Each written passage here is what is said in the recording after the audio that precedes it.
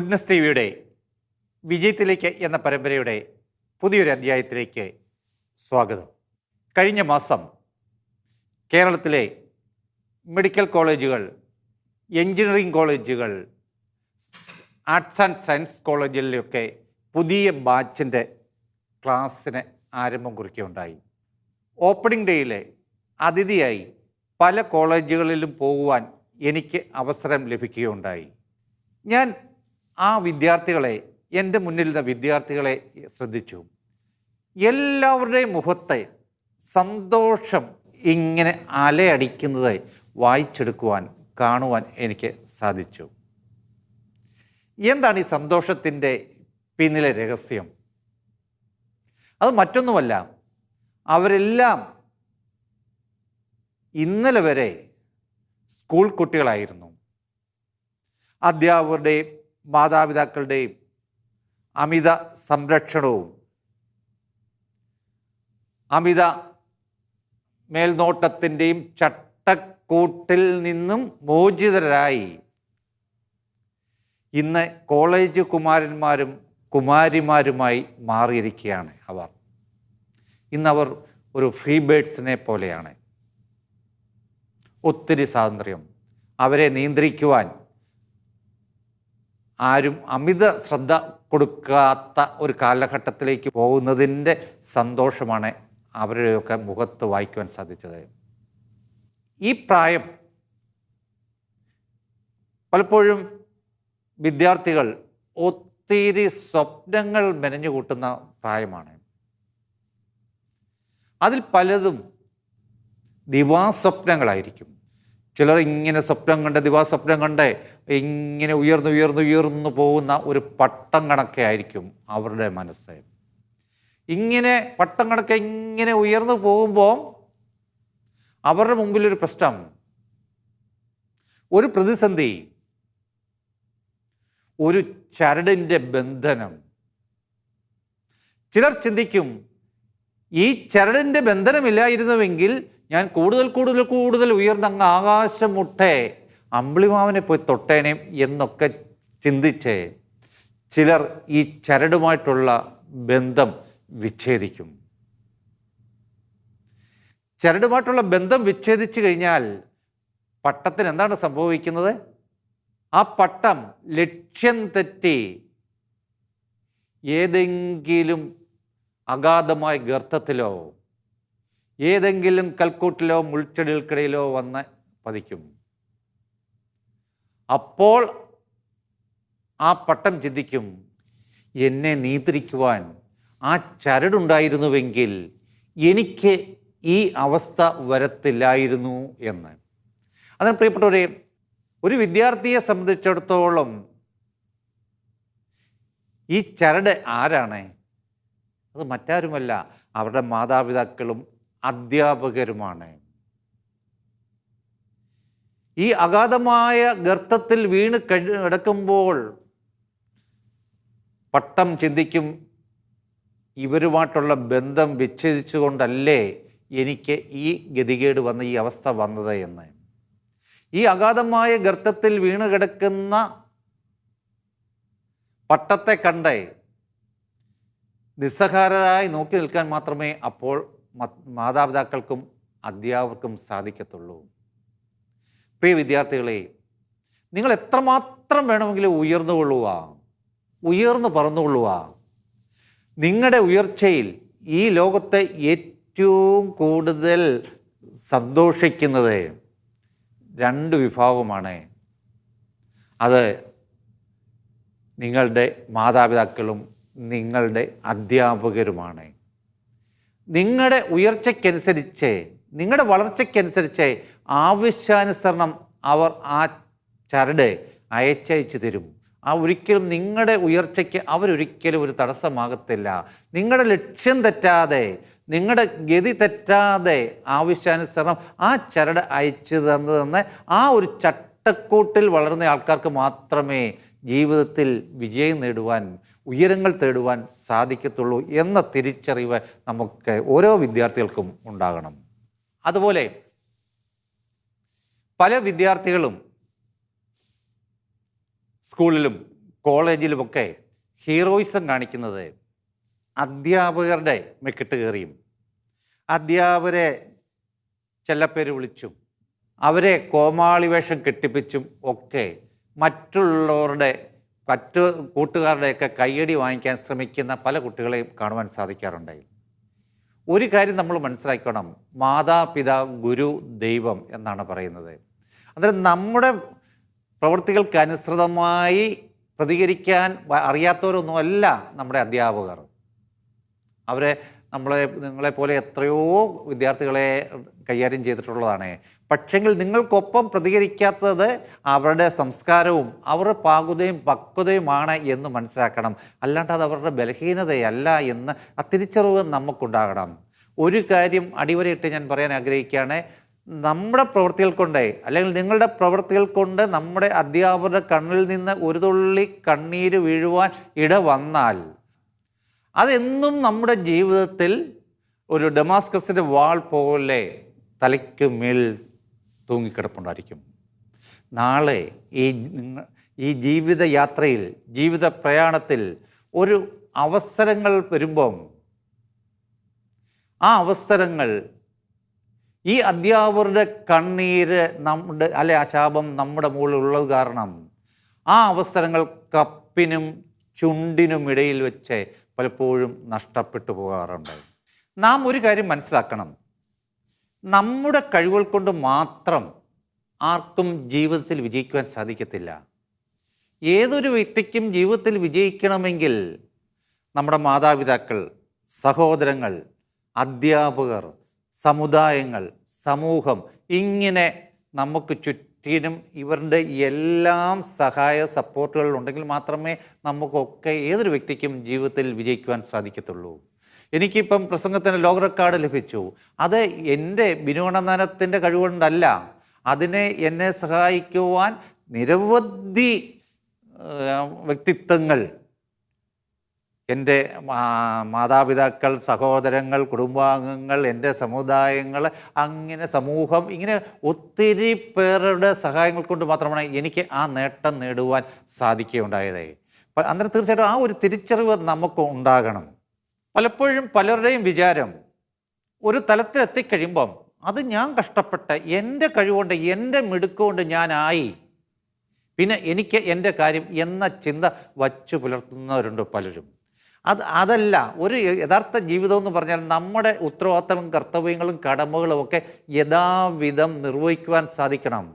നമ്മുടെ മാതാപിതാക്കൾ അല്ലെങ്കിൽ നമ്മുടെ സഹോദരങ്ങൾ, നമ്മുടെ സമുദായം, സമൂഹം ഒക്കെ നമ്മളിൽ നിന്ന് പലതും പ്രതീക്ഷിക്കുന്നുണ്ടേ. അതൊക്കെ തീർച്ചയായിട്ടും യഥാവിധം അതിന് വേണ്ട അവരുടെ ആഗ്രഹങ്ങൾക്കനുസരിച്ച് വേണ്ട കാര്യങ്ങൾ ചെയ്തു കൊടുക്കാൻ സാധിക്കുമ്പോൾ മാത്രമേ നമ്മുടെ ജീവിതത്തിന് അർത്ഥമുണ്ടാകത്തുള്ളൂ എന്ന കാര്യം മനസ്സിലാക്കുക. ചിലപ്പോൾ ഒരു വീട്ടിൽ ചിലപ്പോൾ രണ്ട് മക്കളുണ്ടായിരിക്കാം. രണ്ടുപേരെയും പഠിപ്പിക്കുവാൻ മാതാപിതാക്കൾക്ക് സാധിക്കത്തില്ല. ഒരാൾ സ്കൂൾ തലത്തിൽ അല്ലെ 10ാം ക്ലാസ്സിൽ പഠനം നിർത്തി, അടുത്തയാൾ പഠിച്ച് ഉന്നത ബിരുദാനന്ദ ബിരുദങ്ങൾ എടുത്തു ഉന്നത തലത്തിലെത്തി. ആ ഉന്നത തലത്തിലെത്തിക്കഴിയുമ്പോൾ മറ്റ് സഹോദരനെ അല്ലെങ്കിൽ കുടുംബാംഗങ്ങളെ സഹായിക്കേണ്ടത് ആ വ്യക്തിയുടെ ഉത്തരവാദിത്തമാണ്, കടമയാണ്. ആ ഉന്നത തലത്തിലെത്തിക്കഴിയുമ്പം അത് ഞാൻ കഷ്ടപ്പെട്ട് ഒത്തിരി ബുദ്ധിമുട്ടി ഒരു തലത്തിലെത്തി, ഇനി എൻ്റെ കാര്യം എന്ന് ചിന്തിക്കുന്നത് തീർച്ചയായിട്ടും നിരുത്തരവാദിത്തപരമായ പ്രവൃത്തിയാണ് എന്ന കാര്യത്തിന് യാതൊരു സംശയവും വേണ്ട. അന്നേരം 10ാം ക്ലാസ്സിൽ ചിലപ്പം തൻ്റെ സഹോദരൻ 10ാം ക്ലാസ് വെച്ച് പഠനം നിർത്തിയത് കൊണ്ടാണ് മറ്റേ സഹോദരനെ ഉന്നത തലത്തിലേക്ക് എത്തുവാൻ സാധിച്ചത്. അവിടെ ആ സഹോദരൻ്റെ ത്യാഗമാണ് നമ്മളെ ഉന്നത തലത്തിലേക്ക് എത്തിച്ചെന്നുള്ള തിരിച്ചറിവ് നമുക്ക് തീർച്ചയായിട്ടും ഓരോരുത്തർക്കും ഉണ്ടാകണം. ഗുഡ്നസ് ടിവിയുടെ വളർച്ചയിൽ കൈകോർത്ത എല്ലാ നല്ലവരായ പ്രേക്ഷകരെയും നന്ദിയോടെ സ്മരിച്ച് ഞങ്ങളുടെ ഏറ്റവും പുതിയ ഉദ്യമം ഏറെ അഭിമാനത്തോടെ നിങ്ങൾക്ക് മുൻപിൽ സമർപ്പിക്കുന്നു. Goodness TV in OTT platform. ഇനി മുതൽ OTT പ്ലാറ്റ്ഫോമായ ആൻഡ്രോയിഡ് HTBയിൽ ഗുഡ്നസ് ടെലിവിഷൻ ലഭ്യമാകുന്നു.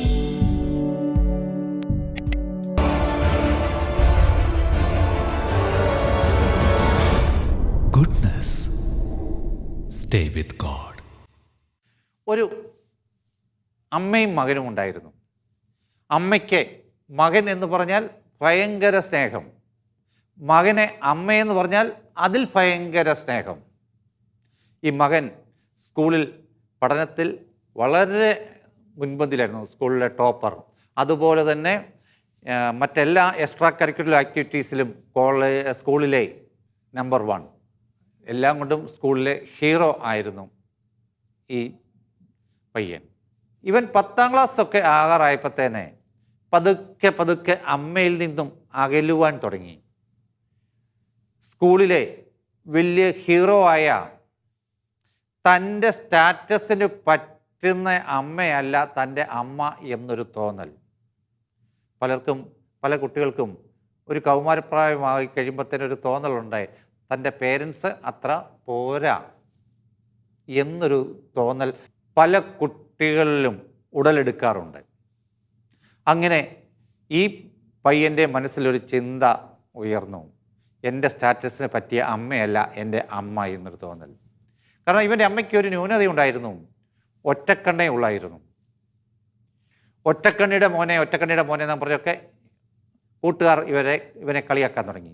അത് ഇവന് വലിയ ഇൻസൾട്ടിങ് ആയി. ഏതായാലും 10ാം ക്ലാസ് കഴിഞ്ഞു.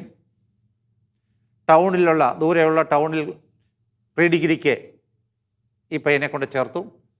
കോളേജിൽ ഹോസ്റ്റലിൽ നിൽക്കുന്ന ഈ മകനെ കാണാൻ വേണ്ടി എല്ലാ ആഴ്ചയും ഈ സ്നേഹനിധിയായ അമ്മ കോളേജ് ഹോസ്റ്റലിൽ ചെല്ലും. ഈ വിരൂപിയായ അമ്മയുടെ ഈ വരവ് ഇവനൊട്ടും പിടിച്ചില്ല.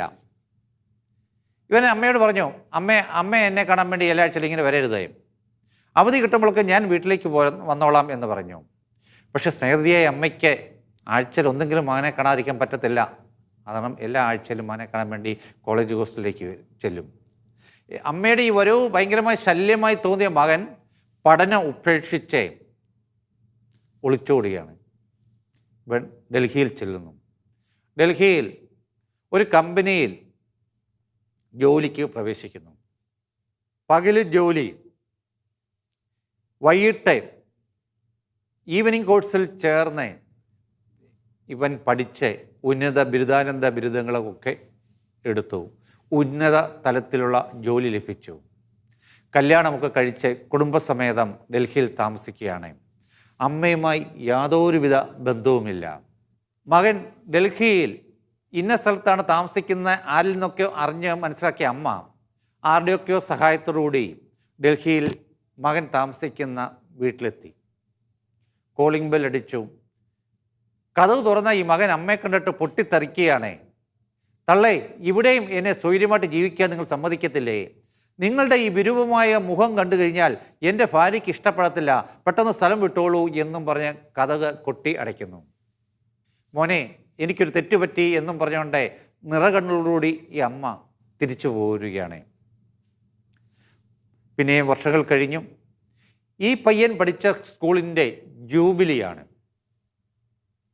ഈ ജൂബിലിയിൽ ഈ സ്കൂളിൽ നിന്ന് പാസ് ഔട്ടായി പോയതിൽ ഇപ്പം ഏറ്റവും ഉന്നത തലത്തിലുള്ള തൊഴിൽ മേഖലയിൽ ഇരിക്കുന്ന ഈ പയ്യനെ മുഖ്യ അതിഥിയായിട്ട് വിളിക്കുവാൻ സ്കൂളുകാർ തീരുമാനിച്ചു. സ്കൂളുകാർ ഇദ്ദേഹമായിട്ട് ബന്ധപ്പെട്ടു. അദ്ദേഹം അതിനെ നോ പറഞ്ഞു. കാരണം നാട്ടിലേക്ക് വരാൻ താല്പര്യമില്ലാത്തതുകൊണ്ട്. സ്കൂളുകാർ നിരന്തരം അഭ്യർത്ഥിച്ചതിൻ്റെ ഫലമായി അവസാനം സമ്മതിച്ചു. ജൂബിലിക്ക് വന്നു.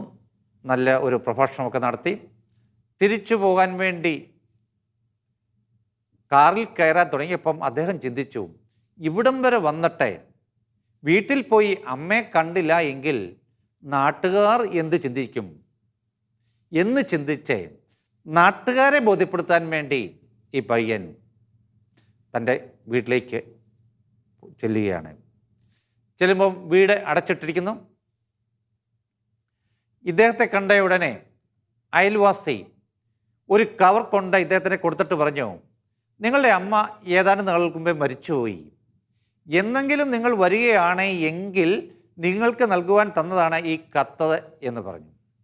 ഈ കവറ് പൊട്ടിച്ച് കത്ത് വായിച്ച ഈ മകൻ അമ്മയെ വിളിച്ച് നെഞ്ചത്തടിച്ച് കരയുകയാണ്.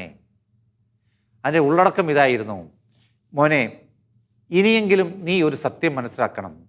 നിനക്ക് 2 വയസ്സ് പ്രായമുള്ളപ്പോൾ ഒരപകടത്തിൽപ്പെട്ട് നിൻ്റെ ഒരു കണ്ണ് നഷ്ടപ്പെട്ടു പോയി. അന്ന് മറ്റാരെങ്കിലും കണ്ണ് ഡൊണേറ്റ് ചെയ്യുകയാണെങ്കിൽ വെച്ച് പിടിപ്പിക്കാമെന്ന് ഡോക്ടർമാർ പറഞ്ഞപ്പോൾ രണ്ടാമത് ഒന്നുപോലും ആലോചിക്കാതെ എൻ്റെ ഒരു കണ്ണെടുത്തോളാൻ പറഞ്ഞു. പക്ഷേ യുവതിയായ എൻ്റെ കണ്ണെടുക്കാൻ ഡോക്ടർമാർ തയ്യാറായില്ല. ഞാൻ നിരന്തരം വാശി പിടിച്ചതിൻ്റെ ഫലമായി അവസാനം എൻ്റെ ഒരു കണ്ണെടുത്ത് നിനക്ക് വെച്ച് തന്നു. കാരണം എനിക്ക് നിർബന്ധമുണ്ടായിരുന്നു നീ ഒറ്റക്കണ്ണനായി ഈ ലോകത്തെ ജീവിക്കരുത് എന്ന്. ഈ സത്യം മനസ്സിലാക്കിയ മകൻ നെഞ്ചത്തടിച്ച് കരയുവാണ്. പക്ഷേ പ്രയോജനം വല്ലതും ഉണ്ടാവും? അതിന് തീർച്ചയായിട്ടും പലപ്പോഴും നമ്മൾ മനസ്സിലാക്കണം, പല വിദ്യാർത്ഥികളും മനസ്സിലാക്കണം, നമ്മുടെ മാതാപിതാക്കൾ ഇതുപോലെയൊക്കെ ഒത്തിരി ത്യാഗങ്ങൾ സഹിച്ചതിൻ്റെ ഫലമായിട്ടാണ്, ഒത്തിരി കഷ്ടപ്പെട്ടതിൻ്റെ ഫലമായിട്ടാണ്, അവർ ഒത്തിരി പട്ടിണി കിടന്നതിൻ്റെ ഫലമായിട്ടാണ് നമ്മളൊക്കെ പല വിദ്യാർത്ഥികളും പലരും നല്ല മിടുമിടുക്കരായി ഈ ലോകത്ത് ജീവിക്കുന്നത്. ആ മാതാപിതാക്കൾ നടത്തിയ കഷ്ടപ്പാടിനെ പറ്റിയോ അല്ലെങ്കിൽ അവർ ഇപ്പോൾ അനുഭവിച്ചിരുന്ന ദുരിതങ്ങളെ പറ്റിയൊന്നും പലപ്പോഴും കുട്ടികളോട് അവർ ഷെയർ ചെയ്യത്തില്ല.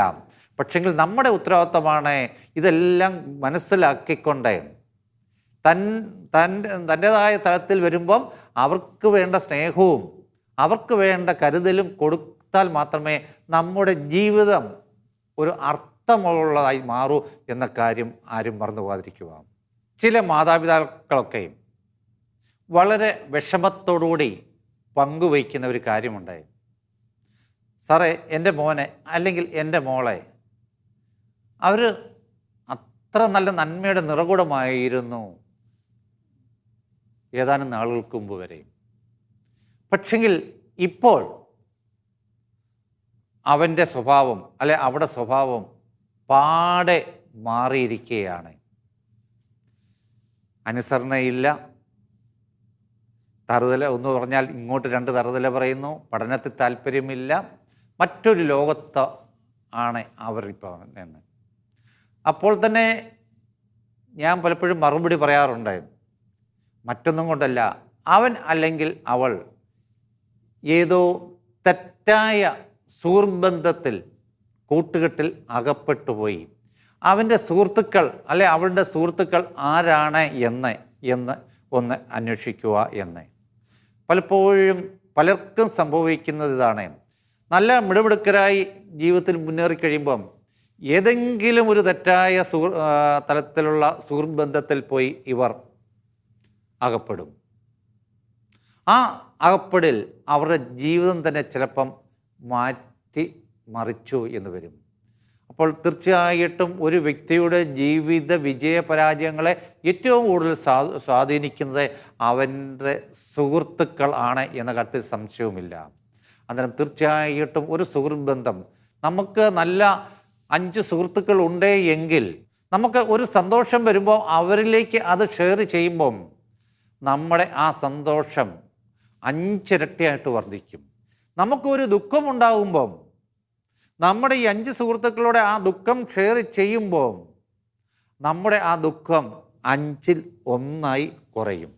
അന്നേരം തീർച്ചയായിട്ടും അതുപോലെ നമുക്ക് വേണ്ട പ്രചോദനങ്ങൾ നൽകുവാൻ സാധിക്കുന്ന, നമ്മുടെ നേട്ടത്തിലും കോട്ടത്തിലും നമുക്ക് താങ്ങും തണലുമായി നിൽക്കുന്ന ആൾക്കാരെ വേണം നമ്മൾ നമ്മുടെ സുഹൃത്തുക്കളായി തിരഞ്ഞെടുക്കുവാൻ.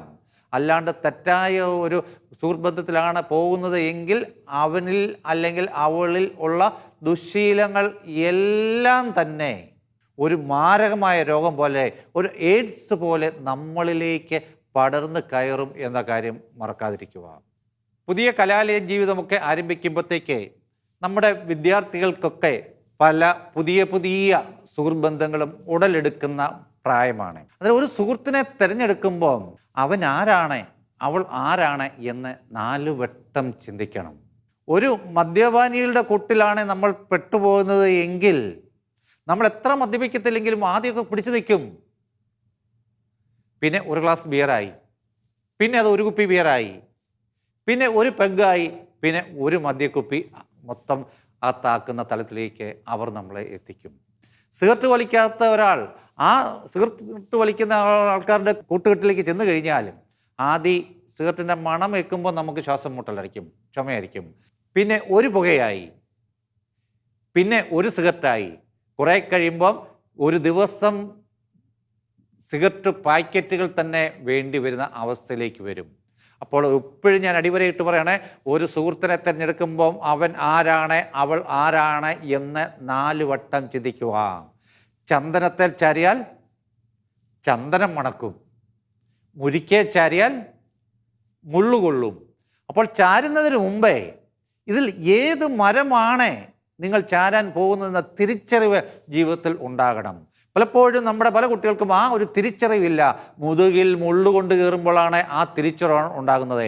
അന്നേരം തിരിച്ചറിഞ്ഞിട്ട് കാര്യമില്ല, നഷ്ടപ്പെട്ടു പോകുന്നത്, നശിച്ചു പോകുന്നത് നമ്മുടെ ജീവിതമാണ് എന്ന് ആ തിരിച്ചറിവ് മുൻകൂട്ടി കണ്ട് അതിനനുസൃതമായ സുഹൃബന്ധത്തിൽ അകപ്പെട്ടില്ല എങ്കിൽ നമ്മുടെ ജീവിതമാണ് തകർന്ന് തരിപ്പണമാകുന്നത് എന്ന ബോധ്യം നമുക്ക് ഓരോരുത്തർക്കും ഉണ്ടാകണം. ഗുഡ്നസ് ടിവിയുടെ വിജയത്തിലേക്ക് എന്ന പരമ്പരയുടെ ഈ അധ്യായം ഇവിടെ അവസാനിക്കുന്നു. മറ്റൊരു വിഷയമായി അടുത്ത ആഴ്ച ഇതേ ദിവസം ഇതേ സമയം വീണ്ടും നമുക്ക് കണ്ടുമുട്ടാം. നന്ദി, നമസ്കാരം.